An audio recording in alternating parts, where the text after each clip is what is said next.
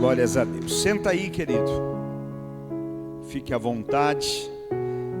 Vamos meditar um pouquinho aqui nessa passagem, nesses, ainda que poucos versículos, poderosos versículos. Versículos que são capazes, debaixo da direção do Espírito, produzir cura hoje em nós. Palavra que pode nos purificar nessa noite. Palavra que pode nos devolver a posição que Deus tem para cada um de nós. O texto começa ali relatando acerca de uma grande multidão que estava seguindo Jesus. Que Jesus desceu do monte e ao descer do monte, uma grande multidão o seguia. Uma grande multidão estava seguindo a Jesus. Mas de repente, a sentença muda e o foco sai da multidão e agora vai para um homem. O texto começa falando acerca de uma grande multidão que estava seguindo Jesus. E ele diz: e eis que de repente, eis que aparece um. Então a sentença muda. A sentença tira o foco agora da multidão para falar de um homem. E mais do que um homem, a Bíblia cita esse homem como um leproso. Eu vim pela fé, né? A lâmpada queimou, mas eu vim pela fé. Os banners estão tudo pronto. Eu falei, vai que a gente chega lá e funciona. Tem que exercer fé. Então o banner estava pronto. E o tema dessa mensagem era: quem sou eu no meio da multidão? Quem será que nunca pensou isso? Quem sou eu no meio da multidão para Deus ver? Quem sou eu no meio de tantos bilhões de ser humano para Deus se preocupar comigo, para Deus me enxergar?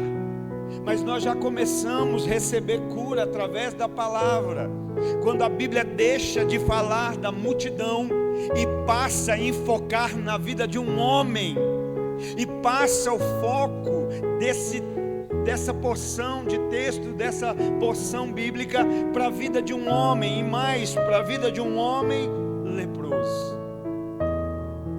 Deixa eu te dizer, a sua vida é importante para Deus, a sua vida é importante para Jesus. Deus não abre mão de você. Deus não abre mão da sua vida. Eu não estou dizendo que a gente é, né, que é o cuti-cuti, mas a tua vida tem valor. Deus não abre mão da sua... Não, você precisa dizer isso para quem está do teu lado. Diga aí: Deus não abre mão da sua vida. Deus não abre mão de você. Aleluia. Naquela época, a lepra era uma das mais terríveis das enfermidades. E esse homem aqui era um leproso. No Antigo Testamento, essa doença tão repugnante, ela foi transformada em símbolo do pecado. A lepra era um símbolo do pecado, daquilo que o pecado faz na vida do ser humano. O pecado contamina, o pecado deforma, o pecado corrói, o pecado mata, o pecado aniquila, o pecado aleja. E aqui no Antigo Testamento nós encontramos o simbolismo do pecado sobre o homem através da lepra.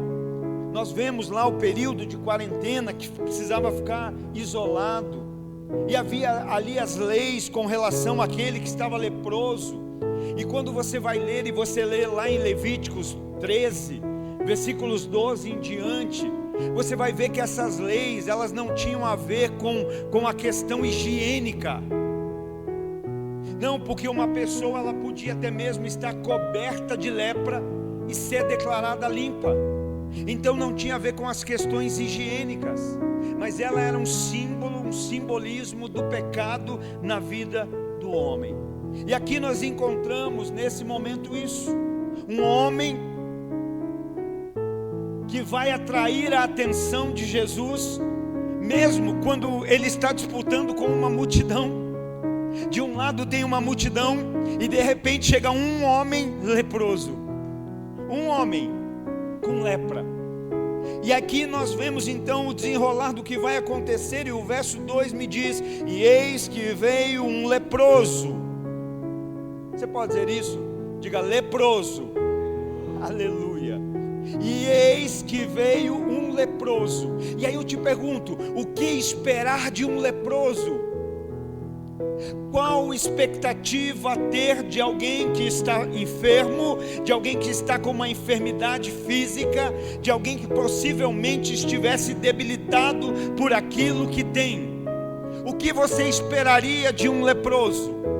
O que você esperaria de um leproso que entrasse aqui nessa noite? O que você esperaria de um leproso que encontrasse com você na caminhada da vida? Eu não sei o que você esperaria, mas eu sei o que esse leproso ofereceu. Porque a minha Bíblia diz no verso 2 que eis que vindo um homem leproso adorou a Jesus.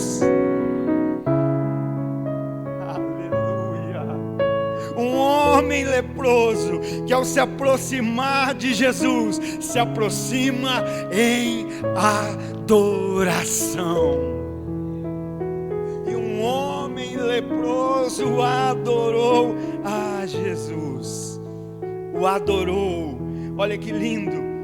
Não era um ex-leproso, não era um ex aquilo ou aquele outro.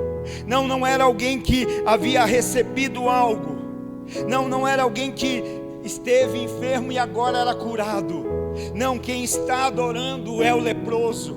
Quem está adorando é o enfermo. Alguém que provavelmente sofria preconceito pela sua condição, mas o preconceito não o impediu de adorar. A lepra não o impediu de adorar. A enfermidade não impediu de adorar. A limitação não impediu de adorar. Deixa eu te perguntar: tem alguém aqui que pode adorar ao Senhor? Tem alguém aqui que é livre para adorar ao Senhor? Tem alguém aqui que tem motivos para adorar ao Senhor? Tem alguém aqui que não está sendo impedido de adorar ao Senhor? Aleluia. Adore. Aleluia. Sabe, mesmo assim, e o texto está ali se referindo a ele como alguém que adorou. O leproso que adorou, o enfermo que adorou. Eu não sei você, mas eu me fiz essa pergunta quando cheguei no 2: da onde vem essa adoração? Qual é a fonte dessa adoração? Qual é a raiz dessa adoração? Volto a dizer, não era um ex-leproso, não era alguém que estava e agora não está mais, era um leproso adorando. Então essa adoração, ela é resultado de quê? Qual a fonte dessa adoração? E isso é fácil. Nós encontramos a fonte, a origem, a base, o fundamento, a força, a mola propulsora da adoração no verso 2. Na continuidade, quando ele se aproxima, e a Bíblia diz: e eis que o leproso se aproximou e adorando disse: Senhor, se quiseres. Talvez você não entendeu, mas aqui nesse se quiseres está a fonte da adoração do leproso. Pega essa chave para a tua vida. Aqui nesse se quiseres está a origem dessa adoração. De onde essa adoração vem? Aqui nós encontramos, talvez você está dizendo, não entendi, mas eu te explico. A adoração desse homem não vem de resultado, não vem como resultado de coisas que estão acontecendo. A adoração desse homem não é fruto, não é resultado de algo que ele viu acontecer.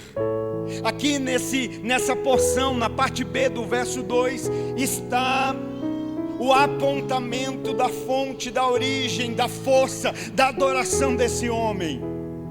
Se tu queres, então a origem da adoração dele, a adoração dele não é resultado de acontecimentos, de fatos, não é resultado do que ele viu acontecer na vida do outro. Então o que é a adoração dele? É fruto da fé que ele tinha. A adoração desse homem é fruto da fé que ele tinha. E aonde está isso? Se tu queres. Aqui está a revelação dessa fonte, porque a sentença que ele exprime ao chegar perto de Jesus, enfermo, leproso, não é se tu podes. Ele não chega perto de Jesus e diz: se tu podes, me limpa. Se tu podes, me cura.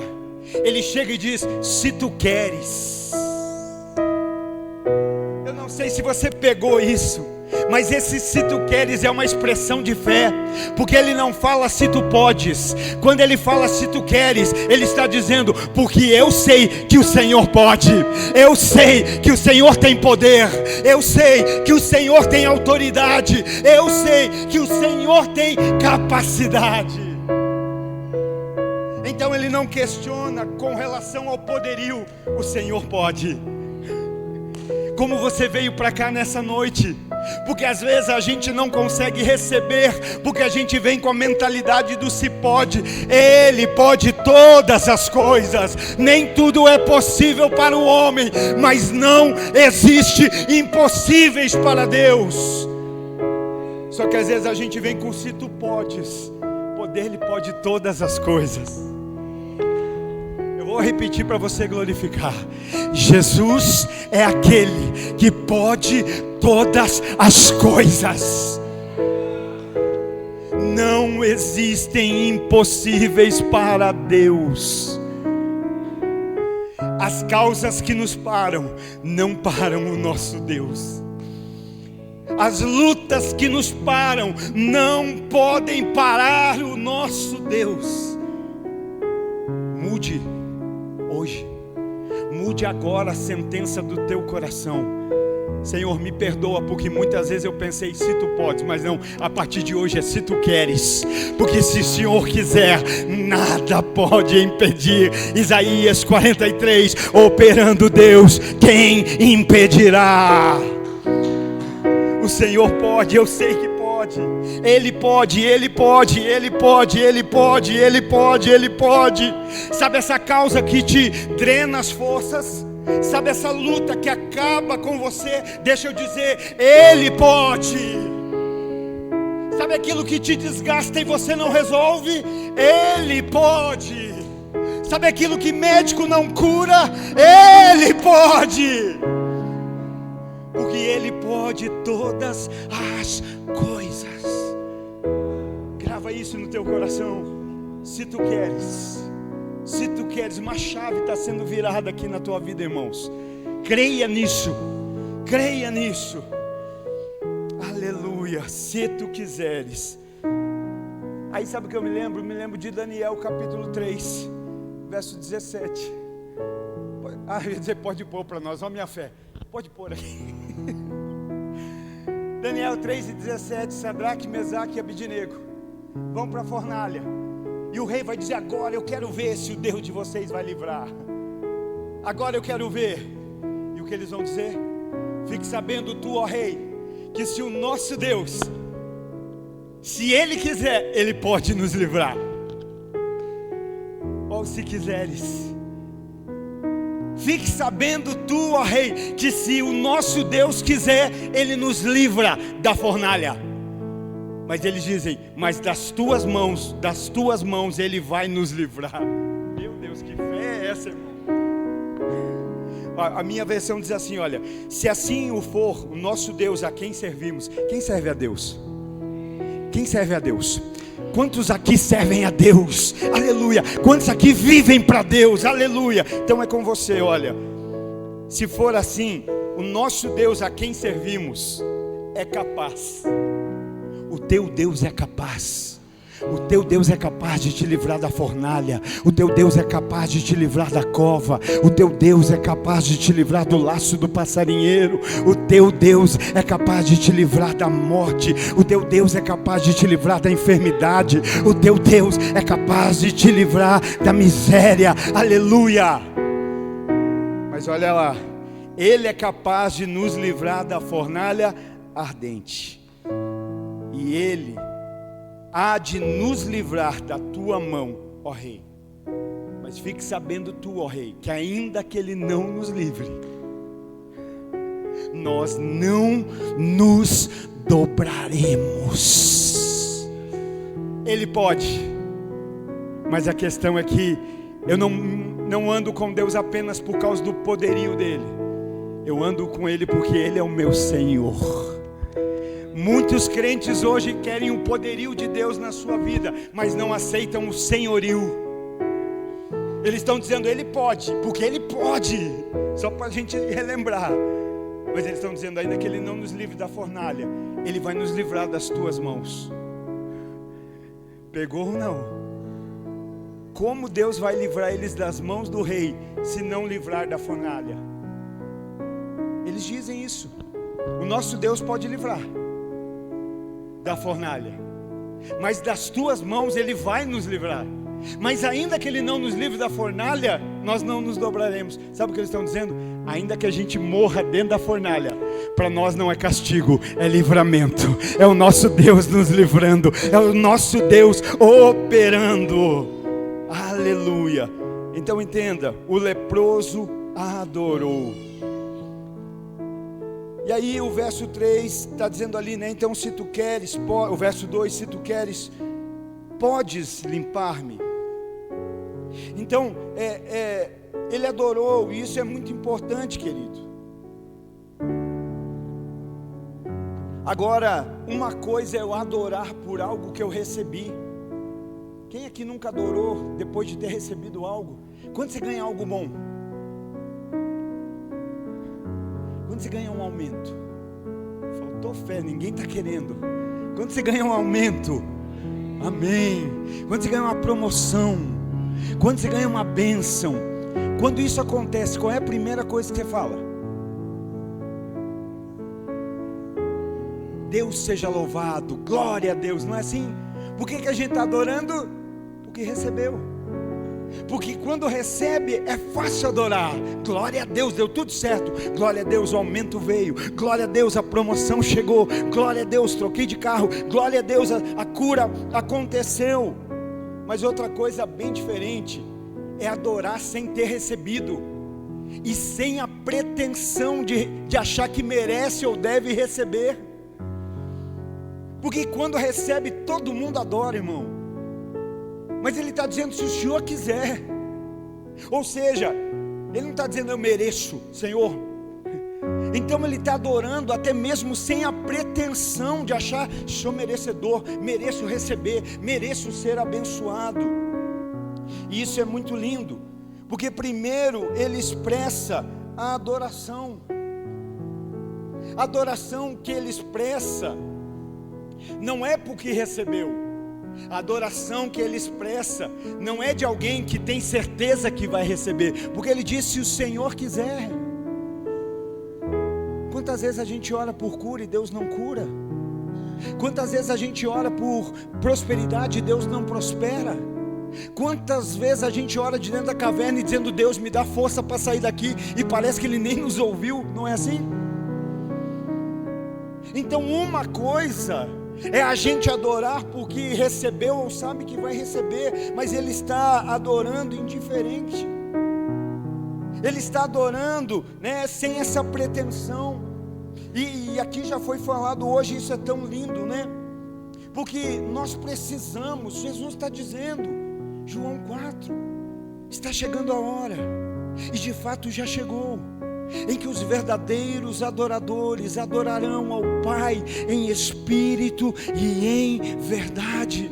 E são esses adoradores que o Pai procura. E nós precisamos entender isso, porque existe uma diferença entre adoração e louvor. Isso é muito sério, isso é muito pontual para a nossa vida. Por quê? Porque louvor é coletivo, mas adoração é individual. Louvor pode ser praticado de maneira coletiva, mas a verdadeira adoração de João 4 é individual. Nós podemos às vezes estar louvando juntos, mas nem todos estarem adorando. Lembra quando Jesus nasce e os reis magos vão para adorar? O que é que a Bíblia diz? Que cada um levou algo para Jesus, porque a adoração é individual. Hoje cada um de nós viemos para esse lugar pela fé em nome de Jesus, com a nossa bagagem, trazendo algo de adoração individual para Deus, para entregar como indivíduo a nossa verdadeira adoração. Sabe, o significado de louvor é elogiar. Vai assimilando, ó. Louvor, elogiar, exaltar, enaltecer, louvor, aprovar, bendizer, aplaudir. Dá para resumir mais ou menos assim: fazer barulho. Eu enalteço, eu elogio, eu aplaudo, eu glorifico, eu bendigo, né? Mas e adoração? Significado de adoração: prostrar-se, reverenciar. Muda ou não? Faz diferença ou não? Prostrar-se, reverenciar-se, venerar, amar, cultuar, curvar-se, cair com o rosto em terra, render-se. Olha a diferença. Por isso que às vezes a gente pode estar louvando sem estar adorando. E a minha Bíblia não diz que Deus está procurando aqueles que o louvam. Ele está procurando aqueles que o adorem em espírito e em verdade. Está dentro da bagagem, está dentro da mochila daqueles que ficaram sabendo que Jesus nasceu, e porque Ele nasceu, nós queremos adorar a Ele. Então é diferente. Lembra de Marcos 5, de Jairo, que estava com a filha enferma e sai para encontrar Jesus. Quando ele encontra, o que ele faz? Ele adora, porque a minha Bíblia diz que ele se prostra diante de Jesus. Ele se ajoelha diante de Jesus. Eu aprendi uma definição de adoração que eu achei sensacional. Que ela diz assim: adoração é a escolha consciente da atitude de acessar o lugar do relacionamento e intimidade com o Criador, que se externa não só no espírito, mas também na alma e no corpo. Adoração, uma atitude consciente, uma decisão de acessar o lugar de relacionamento e intimidade com o Criador, que vai se expressar não só no espírito, mas na alma e no corpo. Que aquilo que nós manifestemos no público tenha começado no secreto. Sabe o que eu tenho descoberto? Que Canaã é resultado de uma vida de caminhada no deserto. Sabe por que tem Canaã? Porque passamos pelo deserto, porque passamos por onde ninguém vê, passamos por onde ninguém se importa com aquilo que está acontecendo, mas não tem como chegar em Canaã sem cruzar o deserto. A questão não é o problema do deserto, o problema é a companhia no deserto. Se o deserto é um problema, a companhia no deserto é a solução. Porque Jesus prometeu estar todos os dias conosco. O que é que Ele está dizendo? No dia de deserto, eu também vou estar lá junto. Lembra do Davi, Salmo 23, até o 4, 5, pastor e ovelha, porque era daquilo que ele entendia, de campo, ovelha. Eu amo minhas ovelhas. Como eu vou entender o amor de Deus? Eu acredito que Deus me ama, mais ou menos como eu amo as minhas ovelhas. E eu dou campo verdejante, eu dou águas, eu levo a campos tranquilos. Mas de repente vem um vale, de repente vem um deserto.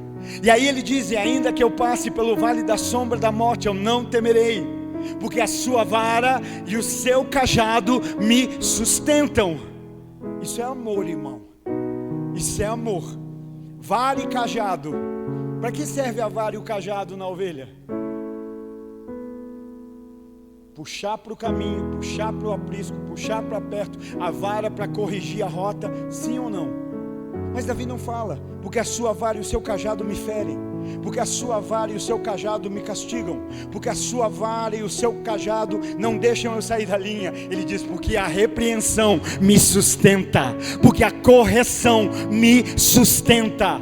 E aí sabe o que é lindo? Que quando muda o versículo, muda a configuração. Até ali era campo. Quem aqui come mato? Mas ele está falando: Deus me leva a campos verdejantes. Quem aqui bebe água no rio? Ninguém. Mas ali no vale muda a configuração, e agora não é mais ovelha e pastor, agora é pai e filho. Porque ele diz: e preparas uma mesa para mim na presença dos meus inimigos. Lembra de Davi quando vai ser ungido a rei? O profeta chega na casa dele e se deixa levar pela aparência. A Bíblia é linda, né? Eu não sei porque que a gente cobra tanta perfeição do ser humano. Quando a gente lê a Bíblia, a gente vê grandes homens de Deus que falharam. Olha só, pensa nesse único dia o quanto Samuel falhou.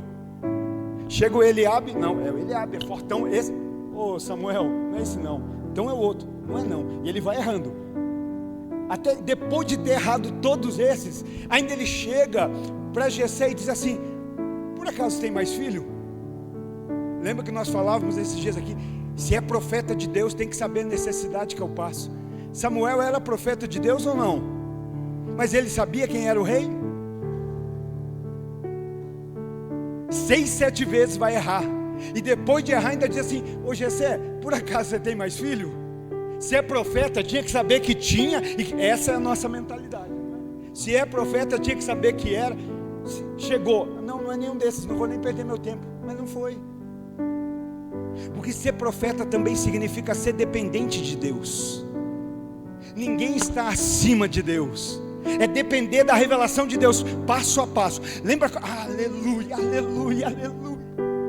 Lembra quando Davi vai assumir o trono e ele diz: nós precisamos fazer o que foi deixado para depois, mas no meu governo não vai ficar para trás, no meu reinado não vai ficar para trás. O primeiro decreto do meu reinado é: vamos trazer de volta a presença de Deus para o meio do povo. Sabe o que ele está dizendo? Não adianta ter trono sem o rei. Não adianta governar se o rei não for conosco. Vamos buscar a arca. Sair um pouco do roteiro aqui, irmão. E ele vai mandar buscar, se lembra? Está trazendo. Quando está trazendo, vão tocar na arca. Vai morrer. Pare agora, o que nós vamos fazer com essa arca? Lembra? Uzá, Aiô. Uzá toca na arca e morre, filho de Abinadab. O que vamos fazer? Arruma um lugar para ficar essa arca. Vai ficar na casa de Obed-Edom.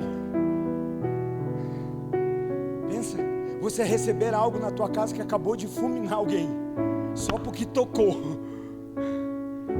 Porque a presença de Deus é séria. A presença de Deus é santa.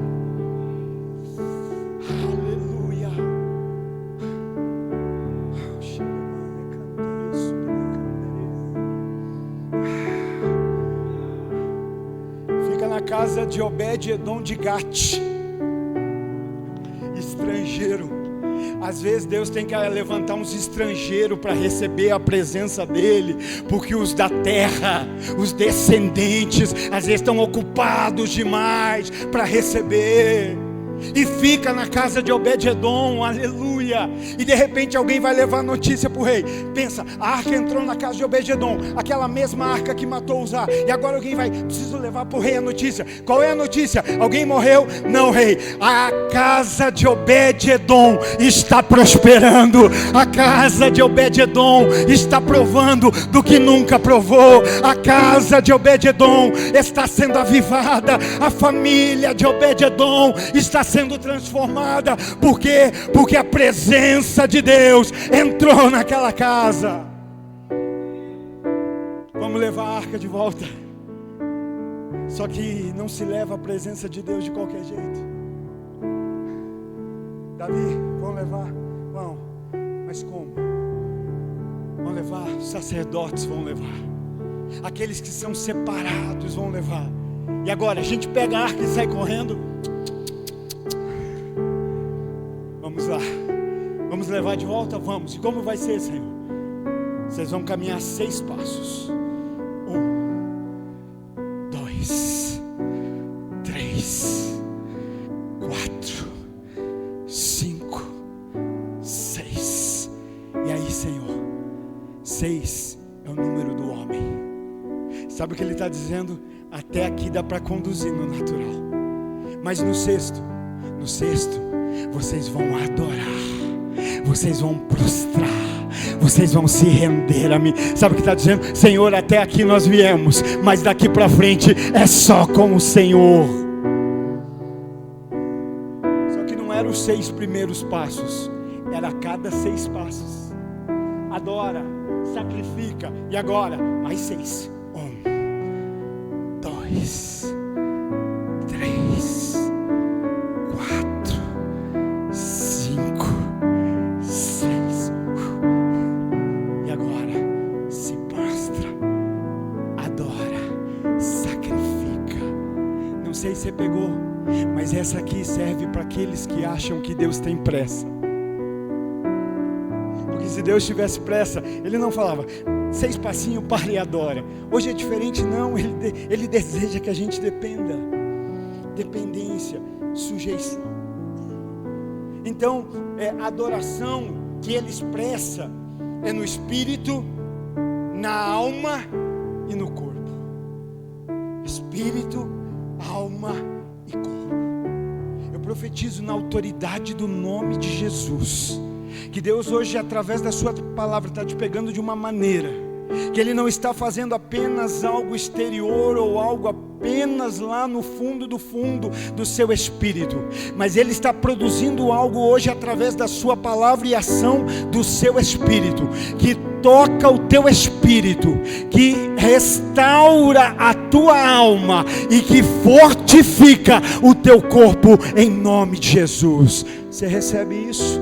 Então glorifica com o corpo a Ele. Aleluia.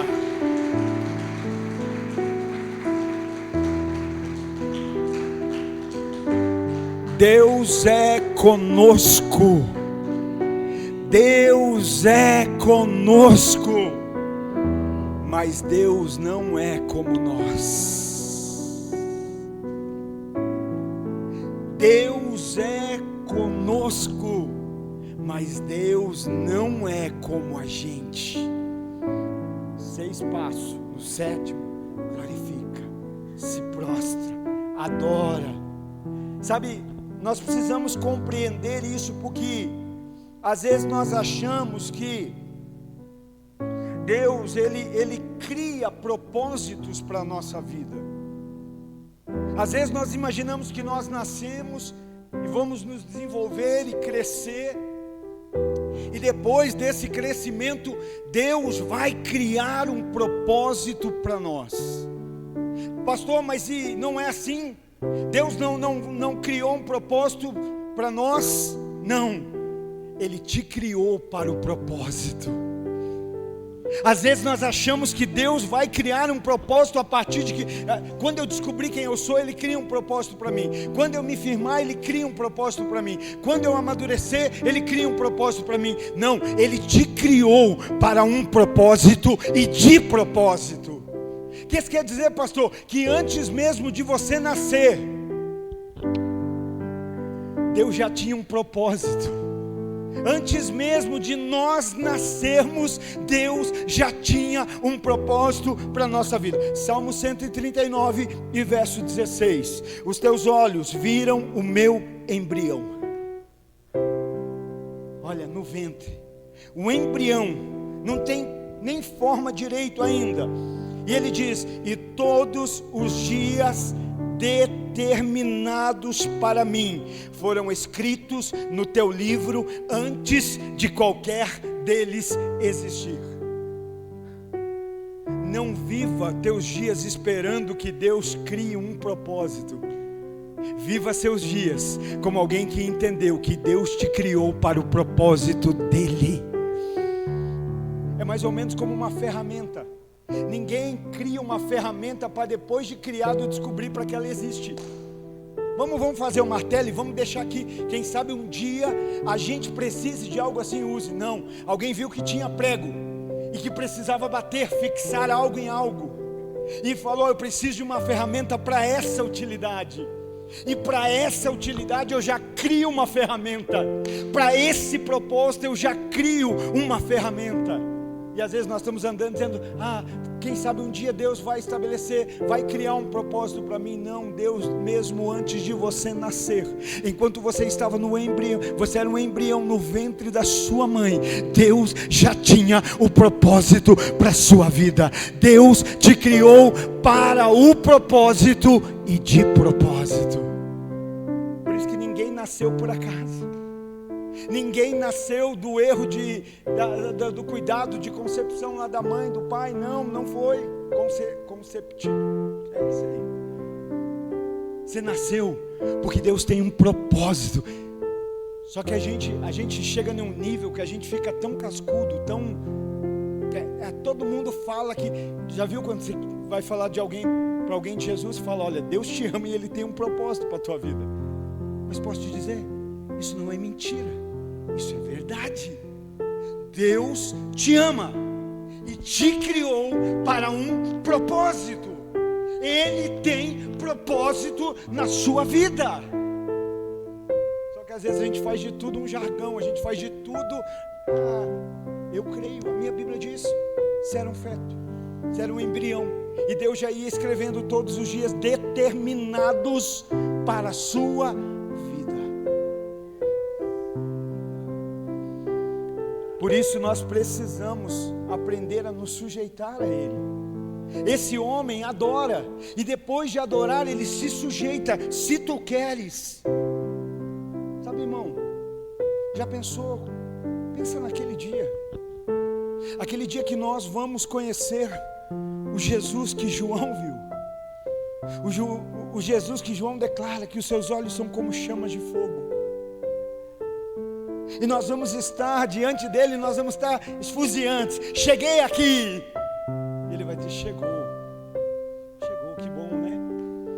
Só que se você soubesse o quanto você deixou de viver lá, que eu te criei para viver, que eu te gerei para viver. Por quê? Porque nós estamos na pegada do mundo. O importante é chegar. Não, eu quero chegar cumprindo o propósito que Deus me criou para ser, cumprindo o propósito pela qual Ele me trouxe a essa vida, o propósito pela qual Ele nos criou. Que lindo vai ser, não é? Não, que a palavra de Deus diz que Ele vai dizer: entra, servo bom e fiel, foste fiel no pouco, sobre o muito eu te colocarei. Por que é que às vezes nós não vivemos o propósito de Deus? Porque nós talvez estamos chamando de pouco aquilo que é propósito. Talvez não, isso aí não pode ser propósito de Deus para a minha vida, é tão pouco. Pode ser pouco aqui. Só que o câmbio vai ser feito lá. Já parou para pensar que muita coisa que a gente fez aqui, Ele vai chegar e dizer: eu nunca pedi para você ser isso. Eu nunca pedi para você fazer isso. Eu nunca pedi para 6 passos. Eu estou dando 30, mas eu só pedi 6. Mas eu estou correndo. Mas Ele falou: mas a questão não é a pressa, é o certo. É o sujeitar. É o sujeitar. O que o Senhor tem? O que o Senhor quer? Se tu queres. O sujeitar tem mais a ver com o que eu permito ele fazer em mim, do que com realmente algo que eu faço para ele.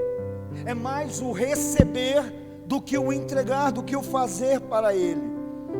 E aí o versículo 2 termina com ele dizendo: se tu queres, podes me limpar. Está afirmando, você pode me limpar, mas se o Senhor quiser. Sabe, nós precisamos entender o que esse homem mais queria ali. Qual era o desejo maior desse homem? Parece que é claro, parece que é óbvio, não parece? O leproso, tudo que ele mais quer é ser limpo. Parece que é óbvio, não é? Mas nem sempre, irmãos. Porque às vezes nós estamos leprosos e dizendo: Jesus, me dá um casamento. Às vezes estamos leprosos e dizendo: Jesus, me coloca numa grande empresa. Às vezes estamos leprosos e dizendo: Senhor, me dá um grande ministério. Pensa, uma oportunidade de ele dizer assim: o que você quer que eu te faça? O que queres que eu te faça? Já que você falou que se eu quiser, o que queres que eu te faça? Às vezes nós estamos dizendo: Senhor, me dá um casamento, me dá uma esposa, me dá um marido, me dá um emprego, uma empresa, me dá um ministério. Mas aquele homem está dizendo: olha, eu quero ser limpo. E por que eu estou falando isso? Queridos, casamento é bênção. Casamento é bênção. Casamento é bênção de Deus. Emprego, empresa é bênção. Ministério é bênção. Nada disso é ruim, tudo isso é muito bom. Nada disso é errado, pelo contrário, tudo isso é muito bom. Mas existe um perigo aqui, que leprosos, nós não vamos dar conta daquilo que o Senhor nos der. Leprosos, nós não vamos sustentar aquilo que o Senhor colocar nas nossas mãos. Leprosos, o ministério acaba. Leprosos, o casamento vai ruir. Leprosos, a empresa vai falir. Mas se Ele nos curar primeiro, se Ele nos limpar primeiro, se Ele tirar de nós a lepra, nada segura o teu ministério, nada abala o teu casamento, nada pode parar o teu trabalho. Mas isso é ordem de prioridade. Me limpa, Senhor, me limpa. Sabe, adore, querido, não porque recebeu. Adore não porque quer receber, mas adore porque você tem fé que Jesus é o Filho do Deus vivo. Adore porque você sabe quem Ele é. Se sujeite à vontade dEle. E digo mais, deseje ser limpo. Deseje ser limpo. A tua palavra me limpa, a tua palavra me purifica. No natural, quando a gente sua, quando a gente se suja, vamos fazer assim, né? A gente se suja, a gente sua. Qual o desejo que vem? Tomar banho, porque a gente quer ficar limpo. Não vou perguntar se alguém fica vários dias sem tomar banho, porque não tem, todo mundo deveria ser assim com relação à palavra também. Senhor, eu quero ser limpo, eu quero ser limpo. Senhor, me limpa, me limpa, me limpa. Eu desejo ser limpo. E agora o verso 3. E Jesus estendeu a sua mão e tocou. E Jesus estendeu a sua mão e o tocou. O que nós vimos até aqui? Adoração, sujeição, desejo de ser limpo. Tudo isso aqui era com o homem, não é isso? Adoração, desejo de ser limpo, sujeição, tudo isso é com o homem. Mas tocar e ser curado é com Jesus. O homem estava dando os 6 passos dele. Senhor, até aqui eu posso, até aqui é comigo, mas daqui para frente é com o Senhor. E o verso 3 então diz que Jesus, estendendo a sua mão, o tocou. Jesus naquele momento está fazendo algo improvável para a cultura, para aquele tempo. Mais do que algo improvável, Jesus está fazendo algo reprovável pela religião. A religião ia dizer: o sacerdote não toca no leproso. A religião, né, ela proibia que alguém tocasse no leproso para que ele não ficasse impuro. Então entenda até aqui, o leproso até aqui fez o quê? Ele creu, ele teve fé, ele adorou pela fé, ele se sujeitou e desejou. Quantas ações isso exige?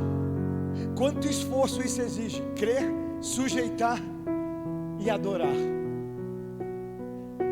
Não foi algo, não houve um esforço, não houve um trabalho braçal, não houve uma exaustão desse homem, não. Ele adora, ele sujeita e ele crê.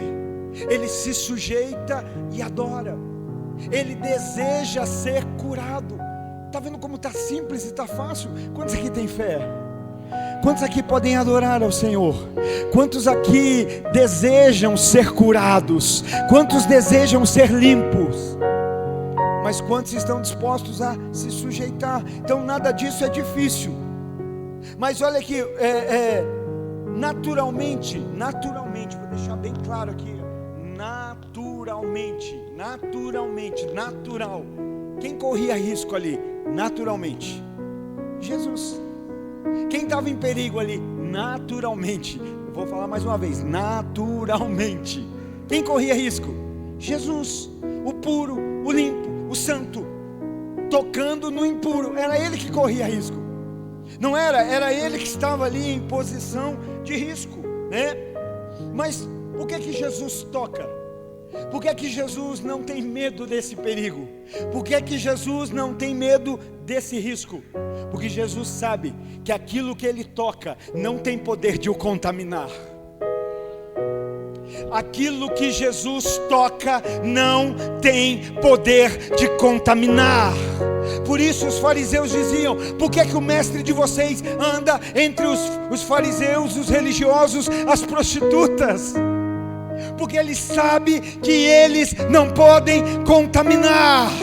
Mas não apenas isso, Jesus sabe que não pode ser contaminado pelo mal, mas ele também sabe que todo aquele que ele tocar de verdade é curado, é transformado, é limpo, é liberto. Por isso ele toca, por isso ele estende a sua mão e toca. Tocou-me, Jesus tocou-me. De paz, ele encheu meu coração.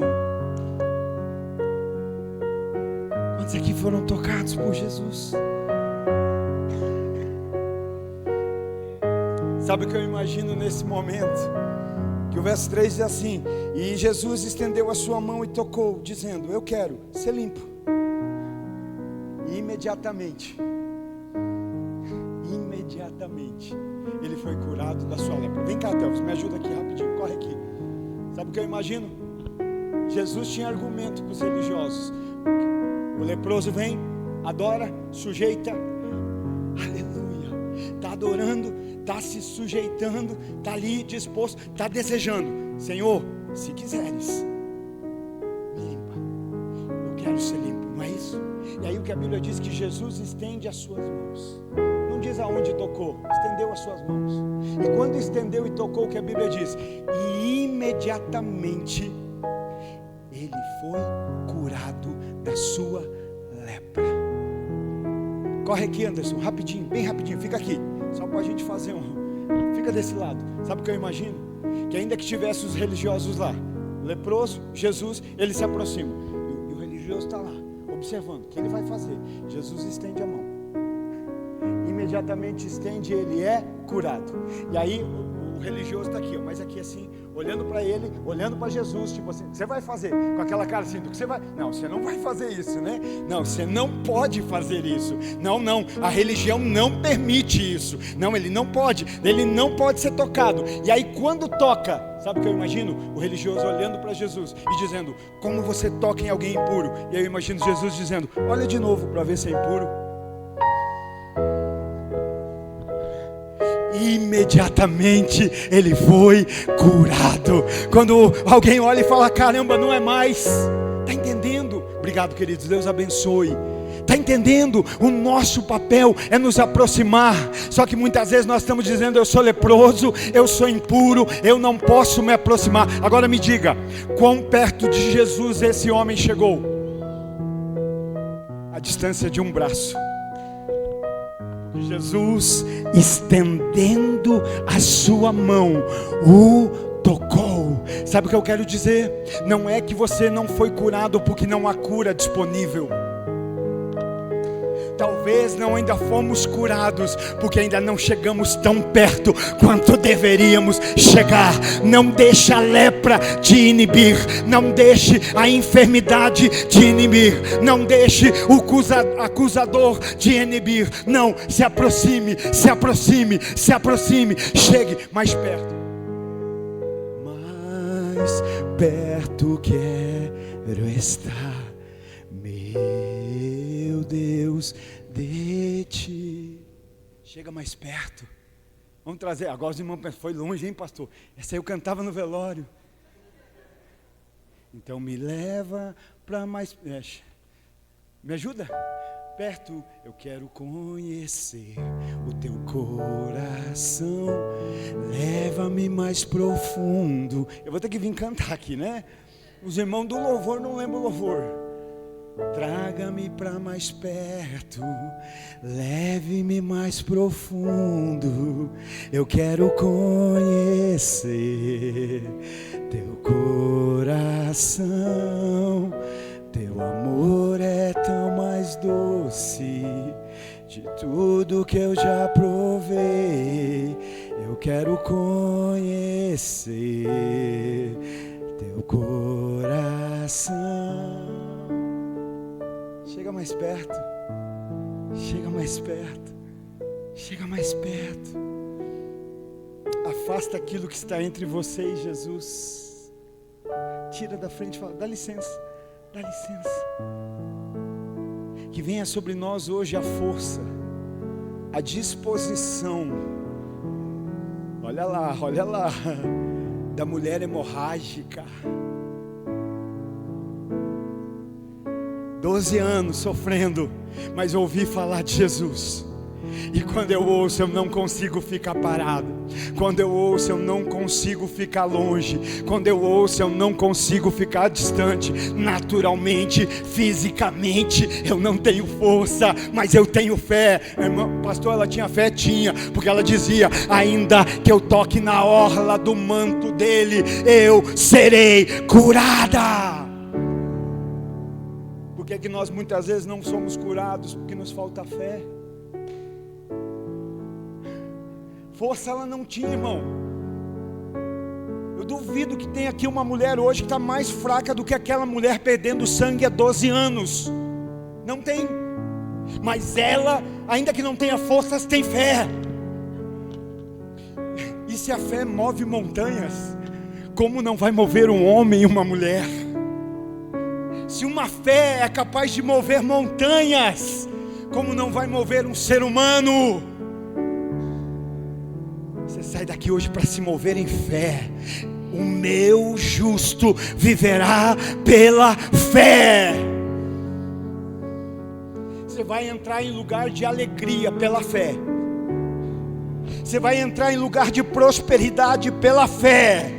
Você vai entrar em lugar de unção pela fé. Você vai entrar em lugar de revelação pela fé. Por que é que eu estou dizendo tudo isso? Porque a Bíblia não diz que o meu justo vive pela alegria, vive pela unção, vive pela prosperidade, vive pela revelação, vive pela fé. Mas não há nada impossível para quem tem fé. Não tem nada impossível para quem anda em fé. Aleluia. O Senhor é lindo. Ali Jesus declara: eu quero ser limpo. E imediatamente ele foi limpo. Estamos indo para o final. Verso 4. E disse-lhe Jesus: olha, não o digas a nenhum homem, mas vai pelo teu caminho e mostra-te ao sacerdote e apresenta a oferta que Moisés ordenou como testemunho para eles. O leproso vem adorando. O leproso vem adorando e se sujeita. O leproso vem adorando, se sujeitando e desejando: eu quero ser limpo, eu quero ser limpo. Jesus estende a mão, toca e imediatamente ele é curado. E agora Jesus diz: chegou a hora de voltar.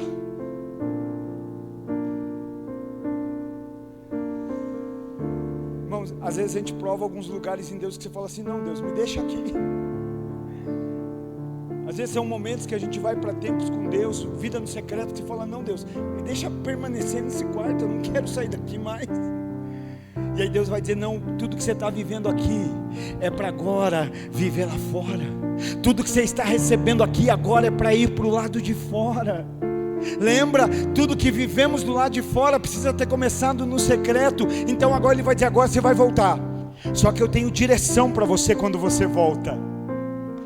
Você vem pela graça, você recebe pela fé, você é curado pela fé, você é salvo pela fé, pela graça, por meio da fé em Cristo Jesus. Mas agora você vai voltar, e posso te instruir na volta. Quando voltar, não conta para nenhum homem o que aconteceu, mas vai e mostra-se ao sacerdote, porque isso era o costume, era como era direcionado na lei. Quem iria testificar a cura? O sacerdote. Não era problema de se tornar público, porque lembra, no verso 1 diz que Jesus desce, e quando ele desce, o que tem ao redor? Multidão. Então uma multidão testemunhou o milagre. Não era com questão a se tornar público e notório, todo mundo viu. Mas Jesus estava dizendo: vai e fala para o sacerdote, se mostra, porque é o sacerdote que vai dizer: de fato, você está curado. E isso seria um testemunho contra os próprios sacerdotes, através da boca deles próprios. Está entendendo? O sacerdote ia dizer: está curado. O religioso ia dizer: está curado. Quem está entendendo? Tem alguém na sua vida que precisa saber que você foi curado? Tem alguém na sua convivência que mais do que saber precisa ver, para ele mesmo dizer: você foi curada, você foi limpa, você está liberta, você está transformada, você está mudada. Que coisa linda. Ou seja, existe uma instrução: volta. E o que você faz para o sacerdote? Você fala: seu sacerdote, olha aqui, estou curado. Ei, estou curado. Não, você se mostra. Porque através do se mostrar, ele vai ver a tua cura. Jesus não disse: fale que foi curado, se mostre. Porque a lepra, ela é notória, assim como o pecado. Então se mostre. E quando você se mostrar, o próprio sacerdote vai testificar: você está curado. Às vezes a gente quer tanto falar, né? Mas mais do que falar de um testemunho, mais do que ter um testemunho para contar, vamos ser um testemunho vivo do que Jesus fez. Vamos ser um testemunho vivo do que Jesus está fazendo. Quantas pessoas que você já não viu contando testemunhos, que depois de testemunhar se desvia, cai, envergonha o evangelho. Porque testemunho não tem a ver com o que se fala, testemunho tem a ver com o que se mostra. Vou repetir, já que o irmão glorificou, todos deveriam glorificar. Testemunho não tem a ver com o que se fala, testemunho tem a ver com aquilo que apresentamos através da nossa vida, como testificação daquilo que Jesus fez em nós. É mais do que falar, é apresentar.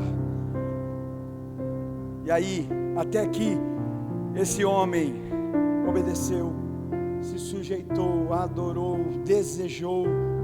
Só que aqui teve um problema, porque Porque sabe, às vezes é fácil adorar, se sujeitar, desejar, até receber.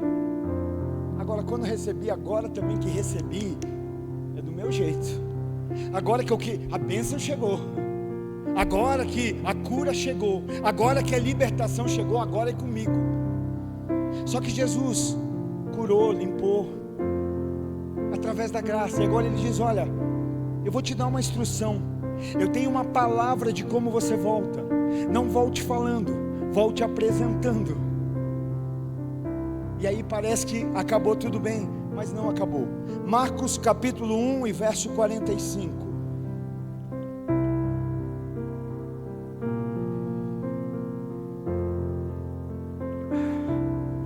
Mateus deixa passar algo que Marcos não deixa. Marcos capítulo 1 e 45 e diz: mas ele quem? O ex-leproso, saindo dali, começou a proclamar muitas coisas e divulgar o assunto. O que o leproso fez? Começou a falar muitas coisas e proclamar o assunto. Que assunto? Da cura. Proclamar o assunto é ruim? Quando Jesus manda não proclamar,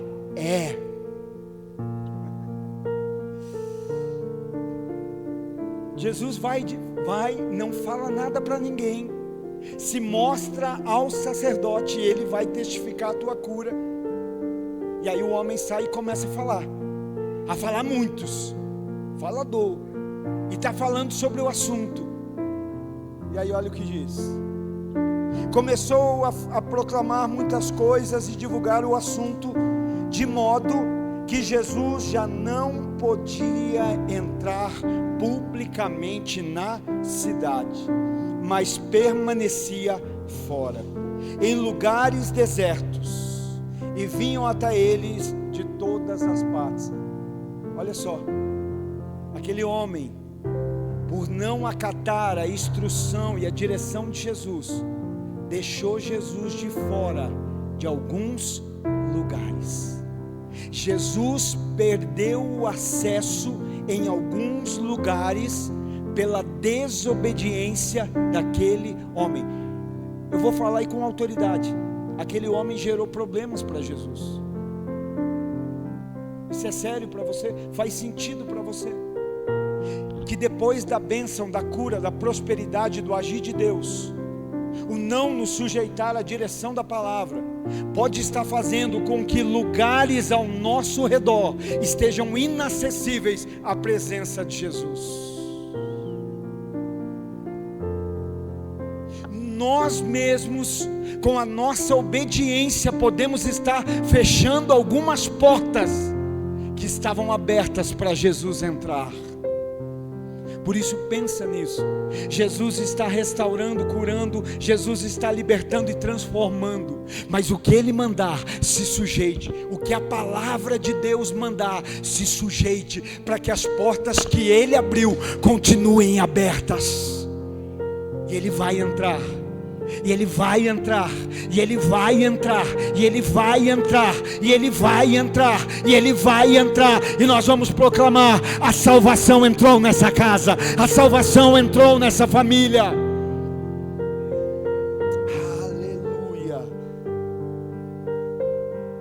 Sabe, nessa noite, por favor, fique de pé. Não é sobre fazer algo para que aconteça, mas é viver algo a partir do que já aconteceu. É viver a direção da palavra de Jesus, para nós louvarmos, adorarmos e celebrarmos.